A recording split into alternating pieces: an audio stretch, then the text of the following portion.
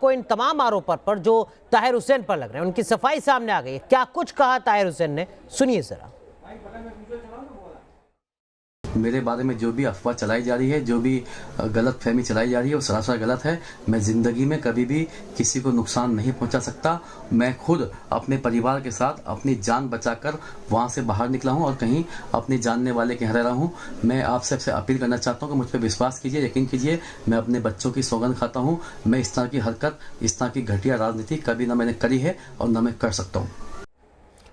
तो ताहिर हुसैन जिनकी सफाई आपने सुनी, यहां पर अब जांच एजेंसियों को तय करना है कि उनको ताहिर हुसैन के इस बयान में सच्चाई नजर आती है या फिर ताहिर हुसैन की इस इमारत की छत पर जो पत्थरों का अंबार लगा हुआ है, जो कैरेट के अंदर पेट्रोल बम नजर आ रहे हैं, जो गुलेल नजर आ रही है, उसके कनेक्शन के आधार पर जांच आगे बढ़ती है और ताहिर हुसैन की मुश्किलें बढ़ सकती हैं। ये जांच एजेंसियों को तय करना होगा। लेकिन न्यूज नेशन की टीम पहुंची है इसी छत पर। देखिए जरा, एक तरफ जो आप तस्वीर देख रहे हैं ये वो वीडियो है जो लगातार वायरल की जा रही है, वहीं दूसरी तरफ जो आप तस्वीर देख रहे हैं ये तस्वीर न्यूज नेशन की टीम जब पहुंची है इस इमारत की छत पर तो जो मंजर नजर आया है वो मंजर आप देख रहे हैं। यहां पर इन तमाम बोतलों में पेट्रोल बम है, इस तरीके की जानकारी सामने आ रही है। और छत जो है वहां पर सिर्फ और सिर्फ पत्थर नजर आ रहे हैं, गुलेल नजर आ रही है। आखिर क्या कुछ वजह थी जिसके चलते इतनी बड़ी संख्या में छत पर पत्थरों को रखा गया, ये अपने आप में सवाल जांच एजेंसियों के सामने है जिसका जवाब ताहिर हुसैन को देना होगा। इन तमाम कांच की बोतलों में पेट्रोल बम क्या कर रहे हैं इस इमारत की छत पर, ये वो सवाल है जिसका जवाब ताहिर हुसैन को देना होगा। छत पर गुलेल का इस्तेमाल किस लिए किया जा रहा था, ये सवाल भी होगा। और उस वक्त ताहिर हुसैन कहां थे, क्या कर रहे थे, लोगों को हिंसा रोकने के लिए कह रहे थे या फिर उकसा रहे थे? ऐसे कई सवाल हैं जो जांच एजेंसियों के सामने हैं जिनके जवाब अब तलाशे जा रहे हैं। दो सहयोगी हमारे साथ जुड़ चुके हैं इसी जगह से, जिस जगह की रिपोर्ट अभी हमारे सहयोगी ने आपको दिखाई थी, उसी जगह पर हमारे सहयोगी मोहित बख्शी हमारे साथ बने हुए हैं और चांदबाग से हमारे सहयोगी सैयद आमिर भी हमारे साथ जुड़ चुके हैं। पहला रुख करेंगे मोहित बख्शी आपका, आपकी रिपोर्ट हम लगातार देख रहे हैं, ये विजुअल हम लगातार देख रहे हैं। इन विजुअल्स के आधार पर पुलिस के स्तर पर अब आगे की क्या कार्रवाई, क्या कुछ जानकारी मिल पा रही है? देखिए, अभी पुलिस इस पूरे मामले की जांच करेगी और पुलिस की पहली प्रायोरिटी जो है अनुराग, वो समझना होगा कि माहौल को शांत कराना है, माहौल को नियंत्रण में करना है और स्थिति को सामान्य लाना है। हम इसीलिए जब छत पर गए तो बड़ी जिम्मेदारी से एक न्यूज़ चैनल, एक न्यूज़ नेशन जो है एक जिम्मेदार चैनल है, उसने बड़ी जिम्मेदारी से काम किया। किसी एविडेंस को छुआ नहीं, कोशिश की कि कहीं किसी तरीके से किसी से छेड़छाड़ ना हो। आप देख सकते हैं अभी बिल्डिंग के बाहर, मैं बिल्डिंग के बाहर हूँ। ये जो बिल्डिंग है, इसी बिल्डिंग पर लगातार आरोप ये लग रहा है कि इसी बिल्डिंग से जो है वो उस दिन हिंसा की घटना को अंजाम दिया गया। सामने लिखा हुआ है प्याऊ पीने का पानी, सौजन्य से मोहम्मद ताहिर हुसैन, ये भी लिखा हुआ है यहाँ पर। यानी और आगे आप ये सड़क का आलम देख सकते हैं, यहाँ सड़क का आलम भी अनुराग आपको कहानी बयां कर रहा है। मेरी रिपोर्ट में आपने दिखाया तो मैं अब एक बार फिर दिखा दूं आपको, यहाँ कहानी बयां कर रहा है इस रोड का आलम।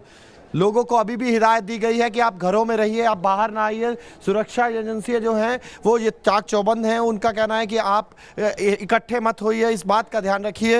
ये सब चीज़ें जो हैं वो हो रही हैं। इस बीच ये भी यहाँ से कुछ दूरी पर अंकित का भी घर है। अंकित के परिवार का आरोप भी बहुत गंभीर है। अंकित जो IB में ऑफिसर था, अंकित शर्मा, उसकी जो लाश थी यहाँ से मात्र 50 मीटर की दूरी पर भी, 50 मीटर से भी कम दूरी पर नाला है, उसमें मिली थी, उसके भी गंभीर आरोप हैं। यानी ये सड़क जो है हिंसा का एक पर्याय बन गई थी। 24 और 25 तारीख को, 24, 25, 26 तारीख के बाद जब हालात काबू में आए तो अब यहाँ पर लोग बाहर निकल पा रहे हैं। आप देख सकते हैं घरों से बाहर तो जरूर लोग निकले हैं, लेकिन अभी भी लोगों में कहीं ना कहीं डर है। जैसे ही पुलिस आती है, यहाँ सुरक्षा बल आते हैं, ये लोग अंदर चले जाते हैं और तुरंत फिर बाहर निकल आते हैं इस कोताहुल में कि जानने के लिए कि आखिर हो क्या रहा है। हम पल पल की आपको खबर दे रहे हैं अनुराग, लेकिन अभी तक ताहिर हुसैन का वर्जन जो हमने वीडियो मैसेज दिखाया, सिर्फ उतना ही पता लग पाया। हम सुबह से कांटेक्ट करने की कोशिश कर रहे हैं, हम सुबह से लगातार कॉल कर रहे हैं, हमने मैसेज छोड़ा है,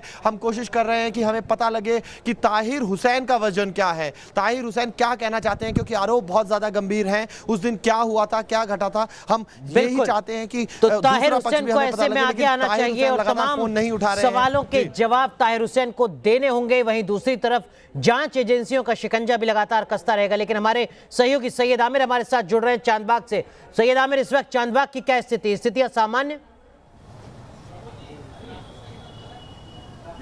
देखिए, यहाँ की स्थिति सामान्य है और पुलिस लगातार चांदबाग के पूरे अंदर के इलाके की रैकी कर रही है। खासतौर पे भजनपुरा का जो इलाका है, अंदर काफ़ी ज़्यादा पुलिस पहुंची और सुबह से लेकर के लगातार राउंड अप किए जा रहे हैं। अभी इस समय जिस जगह पे मैं खड़ा हूँ वो चांदबाग का इलाका है। मेन रोड है, मेन सड़क है, ट्रैफिक नॉर्मल स्थिति में है, लेकिन वो तस्वीरें आप देखेंगे अभी ट्रैफिक जो है बिल्कुल स्मूथ है। अभी थोड़ी देर पहले यहीं पर देखिए आप, यहाँ पे बसेस जो हैं, इस तरह के सुरक्षा बलों की बसेस जो हैं ये राउंड लगा रही हैं। आप देखिए लगातार बसेस जो है राउंड लगा रही है इस पूरे इलाके में, चाहे वो भजनपुरा का इलाका हो या फिर चांदबाग का इलाका हो। लेकिन तस्वीरें काफ़ी ज़्यादा भयावह हैं, हम आपको तस्वीरों में दिखाएंगे। बहुत सारे लोग यहाँ पर आ रहे हैं अब वो जले हुए निशान देखने के लिए, जो कि उस समय की कहानी गढ़ते हैं कि किस तरह से एक शोरूम के अंदर आग लगा दी जाती है, दिन दहाड़े आग लगा दी जाती है और पूरा का पूरा शोरूम जिसमें कई बाइक्स, कई स्कूटर्स खड़े हुए हैं। आप देख सकते हैं तस्वीरें।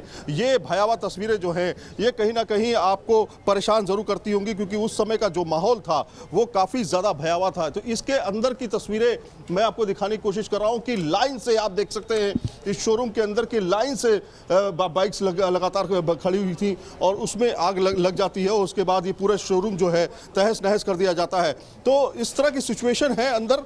और चांदबाग का पूरा जो इलाका है वहाँ पर हम लगातार गश्त कर रहे हैं, इसलिए ताकि सिचुएशन को समझे और लोगों से अपील की जा रही है। लगातार पुलिस लगातार अपील ये कर रही है कि किसी भी तरीके से भीड़ ना जुटाएं। आप लोग प्लीज, आप लोग जाइए यहाँ से, प्लीज प्लीज आप लोग यहाँ से जाइए, भीड़ ना लगाइए यहाँ पे। तो इसी तरीके से हम लोग अपील भी कर रहे हैं कि एक जगह पर खड़े ना हो। पुलिस लगातार गश्त कर रही है, पैरामिलिट्री फोर्सेस जो है वो लगातार गश्त कर रही है। उनका ये कहना है कि कोई भी ज्यादा भीड़ एक साथ ना लगाए, क्योंकि धारा 144 लागू है और पूरे इलाके में गश्त का काम माहौल जारी है।